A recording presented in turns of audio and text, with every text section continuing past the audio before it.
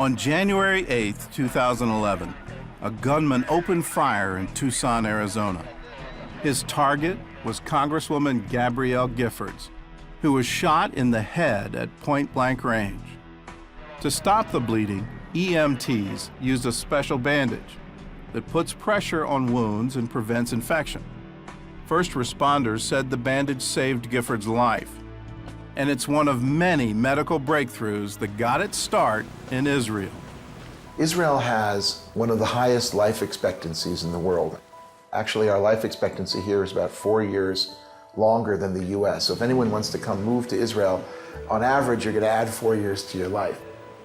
From fighting cancer, to giving sight to the blind, to making the lame walk again, Israel is leading the world in medical innovation. Every day, millions of Americans use some kind of medical treatment that came from Israel. From Sambucol, a cold and flu medicine made from elderberries, to amniocentesis, used to detect prenatal abnormalities.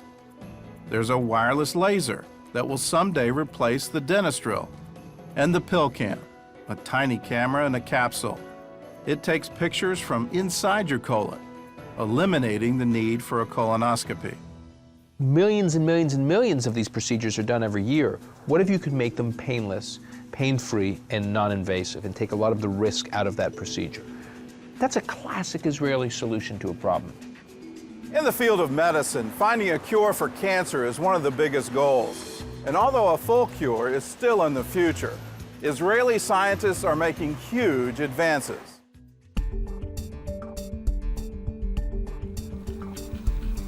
The news is full of stories about dogs who can smell everything from epilepsy to cancer in their owners.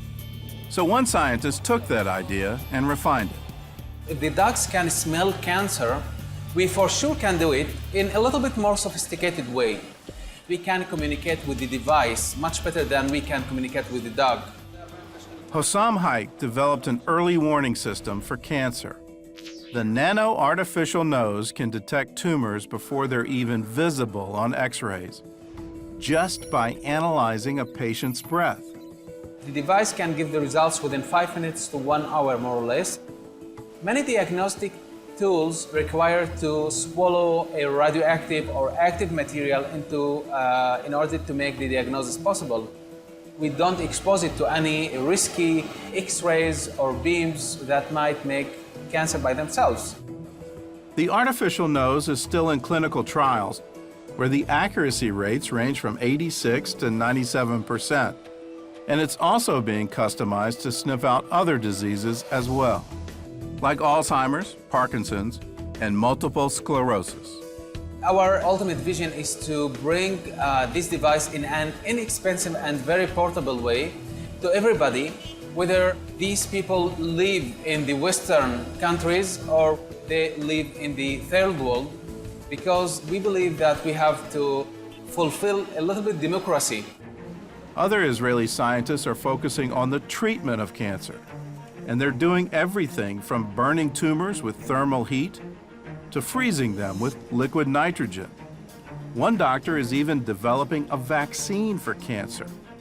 The Imusin vaccine trains the body's immune cells to attack a specific molecule found only in cancer. And since only the cancer cells are targeted, the vaccine has no side effects like chemo and radiation. With one shot every few months, the body's immune system will keep it under control. We're just educating the immune system to do what it, would try to do itself. We're not inventing anything. In the first clinical trial, the vaccine successfully triggered the immune system in all 15 patients. You will see in the future, I think we enter a field which is very attractive, and we just scratched the beginning of it. I think we have a lot of more things to come, and I'm very encouraged by what I've seen.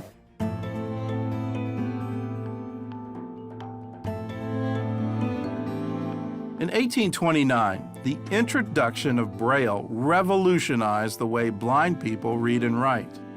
Today, Israeli inventors are taking that revolution a step further. For people with limited sight, there's a new device called the Orcam.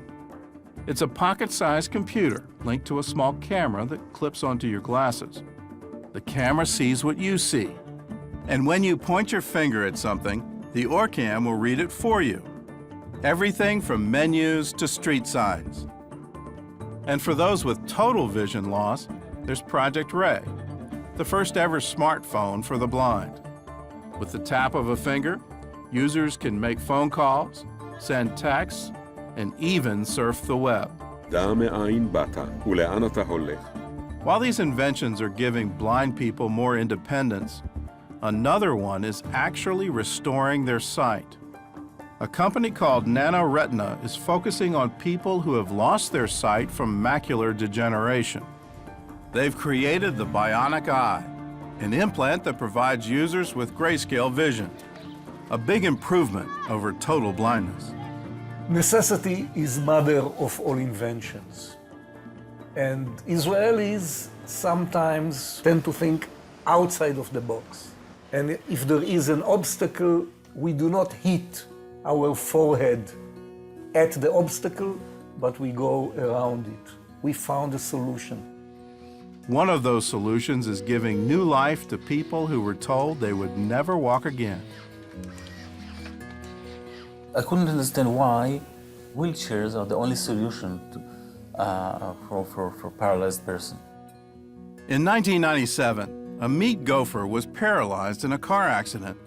And since then, he's been on a mission to put the wheelchair out of business. So he designed something called the ReWalk, a brace that uses motors to help paraplegics walk and even drive a car. Ironically, Gopher couldn't use his own invention, since he's a quadriplegic and the device requires the use of the arms. But he soon found a veteran who was more than willing to try it.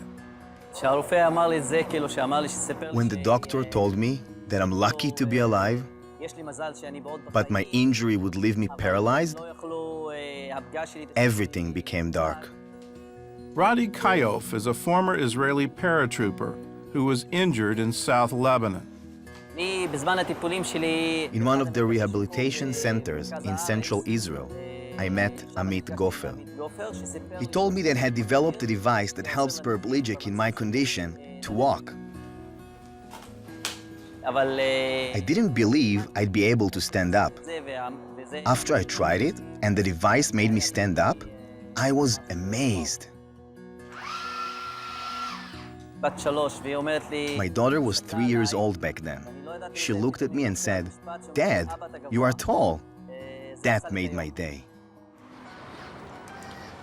The bottom line is seeing the families. It is very exciting. When they see their beloved one stand, then you want to cry. This is the first time I was really excited. Radi started using the ReWalk 6 years ago, and since then, the device has gone global. In 2012, a young woman named Claire Lomas used the ReWalk in the London Marathon. She walked the 26 miles in 17 days, earning her the nickname Bionic Woman. It's a moment I'm going to treasure for the rest of my life.